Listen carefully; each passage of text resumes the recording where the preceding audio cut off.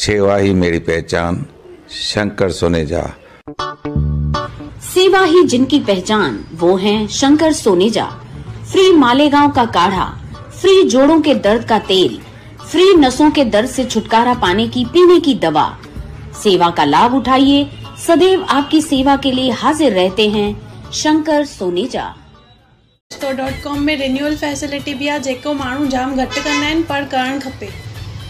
ज़रूरी न आहे 6 महीने में रिश्तो मिली वञे, बट रिन्यू करण खां पोइ में बि रिश्तो मिली वञे। मुंहिंजो रिश्तो इन्हनि सां 6 महीने रिन्यू खां पोइ ई मिलियो। मुंहिंजो फर्स्ट टाइम में थियो, त असां सजेस्ट कंदासीं कि रिश्तो.com में तव्हां बि अचो। छा तव्हां पंहिंजो नालो रजिस्टर करायो आहे? जे न त अॼु ई कराए छॾियो। नमस्कार, मैं राजेश दलवानी, आप देख रहे हैं उल्लास लाइन बुलेटिन। मुर्दाबाद, अमित बघेल को मुर्दाबाद, क्यों सजा मुर्दाबाद, मुर्दाबाद, मुर्दाबाद, मुर्दाबाद, अमित बघेल मुर्दाबाद, अमित बघेल मुर्दाबाद, मुर्दाबाद, मुर्दाबाद, अमित बघेल मुर्दाबाद, अमित बघेल को कैद करो, कैद करो, कैद करो। छत्तीसगढ़िया क्रांति सेना के अध्यक्ष और जोहार छत्तीसगढ़ पार्टी के प्रमुख अमित बघेल द्वारा भगवान झूलेलाल साईं पर की गई कथित आपत्तिजनक टिप्पणी को लेकर सिंधी समाज में भारी आक्रोश देखने को मिल रहा है। देश भर में सिंधी समाज के लोग बघेल के खिलाफ कड़ी कार्रवाई की मांग कर रहे हैं। सोमवार को उल्लासनगर राष्ट्रवादी कांग्रेस पार्टी के शहर अध्यक्ष भरत गंगोत्री ने अपने समर्थकों के साथ पुलिस उपायुक्त सचिन घोड़े से मुलाकात कर एक लिखित ज्ञापन सौंपा। ज्ञापन के माध्यम से उन्होंने बघेल पर जल्द से जल्द कठोर कानूनी कार्रवाई करने की मांग की है। डीसीपी साहब से हमने ये रिक्वेस्ट की है कि अमित बघेल को सख्त से सख्त कार्रवाई होनी चाहिए और उसके ऊपर एफआईआर दाखिल करके कानूनी की प्रक्रिया में आना चाहिए। और जैसे आगे हमारे सिंधी समाज को कभी भी कोई आगे से कुछ बोले ना, और ना ही हमारे इष्ट देवता से। और सबसे हमें दुख की यह बात है कि उन्होंने जो अशब्द यूज किए हमारे इष्ट देवता और हमारे लिए, कि उन्होंने कहा है कि ये सिंधी पाकिस्तानी, उस अभी गालियां आ रही है मुंह में उसके लिए बहुत, उसको होना चाहिए कि हमने हिंदुस्तान के लिए अपना वहां से सब कुछ छोड़ के हिंदुस्तान में आए, धर्म को बचाने के लिए और सब कुछ अपनी प्रॉपर्टियां छोड़ के हम यहाँ पे आए। तभी पाकिस्तान नहीं था, तभी अखंड हिंदुस्तान था। जिन्होंने टुकड़े किए, जिन्होंने वो बचा नहीं पाए, जिसके कारण आज हम भुगत रहे हैं। या हमारे बड़े लोगों ने काफी सारी दिक्कतें ली, जिसमें हमारे लेडीज लोगों ने या हमारे समाज के काफी लोगों ने कुर्बानियां दी है। उन्होंने वो टाइम पे सुसाइड किया यहाँ तक पहुंचने में। वहां से समझो 100 निकले तो 50 भी नहीं पहुंचे, ऐसी हालात थी। तो वैसे उन्होंने जो शब्द यूज किया उसके लिए भी हमारा कड़ा विरोध है कि वो सिंधी पाकिस्तानी करके जो शब्द यूज कर रहे हैं और हमारे इष्ट देवता को गाली दे रहे हैं। उसके लिए हमने आज डीसीपी साहब को अर्जी दी है और हेल्पलाइन में अर्जी दी है कि इनके ऊपर सख्त धाराओं में केस दाखिल किया जाए। भरत जी, काफी नेताओं ने ये कहा है कि हम इसके विरोध में एक शांतिपूर्वक निषेध की यात्रा निकालेंगे, तो आपके पार्टी के द्वारा कुछ इसका कार्यक्रम किया जाएगा क्या? अभी हम डिसाइड कर रहे हैं, अभी यहाँ से जाने के बाद वो भी हम डिसाइड करके वो आगे हम जानकारी देंगे आप लोग। वहीं जाने माने वकील सुमित गेमनानी ने अमित बघेल द्वारा की गई टिप्पणी पर कानूनी दृष्टिकोण से विस्तार पूर्वक जानकारी दी। आइए सुनते हैं क्या बता रहे सुमित गेमनानी जी। आज की पूरी प्रक्रिया जो हमने यहाँ पर कंप्लेंट दाखिल की है अगेंस्ट अमित बघेल, वहाँ पर हमने 2 पार्ट्स में हमारी कंप्लेंट है। इंटायर कंप्लेंट 2 पार्ट्स में है। पहली कंप्लेंट ये है कि उसने जब भाषण दिया है, इंटरव्यू किया है before any local news channel with Chhattisgarh, वहाँ पर उसने पहली में ये कहा है कि वो सिंधी पाकिस्तानी। तो पहली कंप्लेंट हमारी उसके ऊपर है कि सिंधी पाकिस्तानी। तो सबसे पहले मैं आपके मीडिया के चैनल द्वारा ये सबको बताना चाहता हूँ कि हम Sindhi are not a Pakistanis. हम कोई आउटसाइडर्स नहीं है, हम हिंदुस्तानी है, हम अखंड भारत का एक हिस्सा है। जिस वजह से हमें उन्होंने कहा है कि सिंधी पाकिस्तानीज, वहां से हमारी भावनाएं हर्ट हुई है। इसलिए श्री भरत गंगोत्री जी ने पहले इंस्टेंस ऑफ कंप्लेंट में सिंधी पाकिस्तानीज पर ऑब्जेक्शन रेज किया है।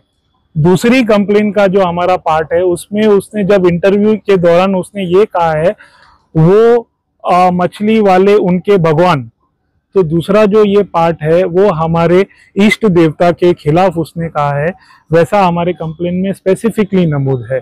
तो अब जो कानूनी प्रक्रिया है, कानूनी प्रक्रिया के हिसाब से हमने 4 सेक्शन अंतर्गत हमने डीसीपी साहब को निवेदन किया है। इवन हिल लाइन पुलिस स्टेशन के पास भी हमने निवेदन किया हुआ है कि 4 धाराओं के तहत उसके ऊपर एफआईआर हमारी जुरिस्डिक्शन में लागू हो सकती है। पहला सेक्शन है 153A ऑफ आईपीसी, जो प्रीवियस अभी बीएनएस में सेक्शंस कंपेयर कर सकते हैं हम। वैसे ही 505 सबसेक्शन 2, उसी के तहत 295A, और चौथा सेक्शन है क्रिमिनल अमेंडमेंट एक्ट सेक्शन 7, जहां पर promoting the enmity between 2 different class of peoples on basis of race, religion, caste, breed. तो उसी के आधार पर हमने आज डीसीपी साहब को ये कहा है कि हमारी जो पूरी भावनाएं हर्ट हुई है, वो हर्ट हमारे हिल लाइन जुरिस्डिक्शन में, जैसे कि सभी व्यापारी आपके सामने मौजूद है, जैसे भरत गंगोत्री जी है, इन्होंने न्यूज के माध्यम से इन्हें उल्लासनगर 5 में मालूम पड़ा। इसलिए कानून के हिसाब से हमने उल्लासनगर 5 के दायरे में हमें एक एफआईआर रजिस्टर करनी है।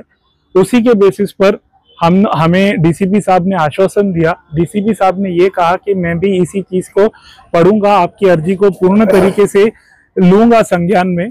इससे पहले जो अर्जियां आई है, वहां पर अर्जियों के हिसाब से उन्होंने ऑलरेडी उल्लासनगर 1 पुलिस स्टेशन में उन्होंने सभी अर्जियों को वहां पर भेजा हुआ है, और अंडर 0 एफआईआर उन्होंने ये लॉन्च करवाया है कि defamatory remarks has been passed, but हमारी कंप्लेन तर्ज किसी और तर्ज पर है और वो कंप्लेंट्स किसी और तर्ज पर है। और वैसे भी कानून की प्रक्रिया में क्लियर कट लिखा हुआ है as per section 179 of CrPC, जहां जिसकी भावनाएं हर्ट होती है वहीं पर वो आदमी कंप्लेंट दे सकता है। तो मैं भारत के किसी भी हिस्से में रहूं, मैं चाहे उल्लासनगर में रहूं, मैं चाहे महाराष्ट्र के किसी कोने में रहूं, मैं चाहे इंदौर में हूं, मैं कहीं पर भी हूं, तो उसी तर्ज पर सेक्शन 179 के अंतर्गत अगर मेरी भावनाएं हर्ट होती है तो मुझे पूरा राइट्स है, मैं कंप्लेंट दे सकता हूं मेरी जुरिस्डिक्शन में, और पुलिस को पावर है उसी के तहत एफआईआर लॉन्च करने का। पुलिस ने जो 1 नंबर पुलिस स्टेशन में गुना दाखिल किया है, वो हिसाब से बघेल को अगर दोषी डिसाइडेड हुआ तो उसको कितने साल की सजा होगी, और आप बता रहे हो उस हिसाब से हुआ तो कितने सालों की सजा? देखिए, सेक्शन 153A के तहत 7 साल के ऊपर की सजा है। उसी के तहत अब वहां पर क्या सेक्शंस उल्लासनगर में दाखिल किए हुए हैं उसकी जानकारी अभी तक हमें नहीं थी, क्योंकि अभी हमें डीसीपी साहब से आश्वासन मिला है कि हमने सारे अर्जियां कलेक्ट कर हमने उल्लासनगर 1 में 0 एफआईआर लॉन्च की है। तो अब हम माननीय भरत गंगोत्री जी को रिक्वेस्ट करेंगे, अलॉन्ग विद बाकी सब जो हमारे व्यापारी गण आए हैं, हम अभी यहीं से उल्लासनगर 1 की तरफ कूच कर रहे हैं पुलिस स्टेशन में। वहीं पर उल्लासनगर 1 में क्या एफआईआर लॉन्च हुई है वही भरत गंगोत्री जानने के लिए हमारे साथ चले, यही मेरा अभी निवेदन है। और मैं अभी उसके आगे हमको आगे पढ़ना है उसी एफआईआर को। अगर उस एफआईआर के तहत आगे क्या सेक्शंस की कार्रवाई और की जा सकती है तो हम जरूर फिर से एक कंप्लेंट देंगे और हम कॉग्निजेंस करेंगे।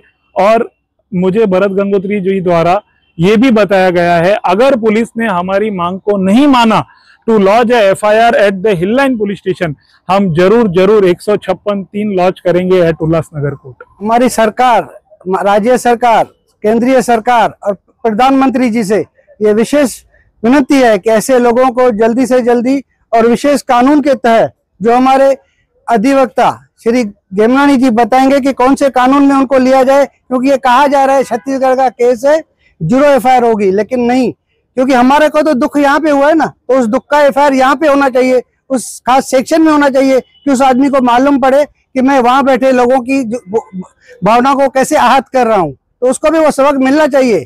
कानून हमारा इतना अच्छा है, इतना मजबूत है कि हर गलती करने वाले को सजा देता है। तो मैं हमारे वकील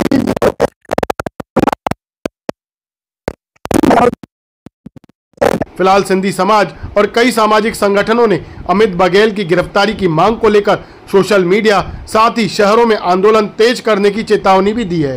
ब्यूरो रिपोर्ट, महेश रोकड़े, उल्लास लाइन बुलेटिन, उल्लासनगर। उल्लास लाइन बुलेटिन को सब्सक्राइब करें, बेल आइकॉन दबाएं और देखिए उल्लास लाइन बुलेटिन की न्यूज़ सबसे पहले आपके मोबाइल पर।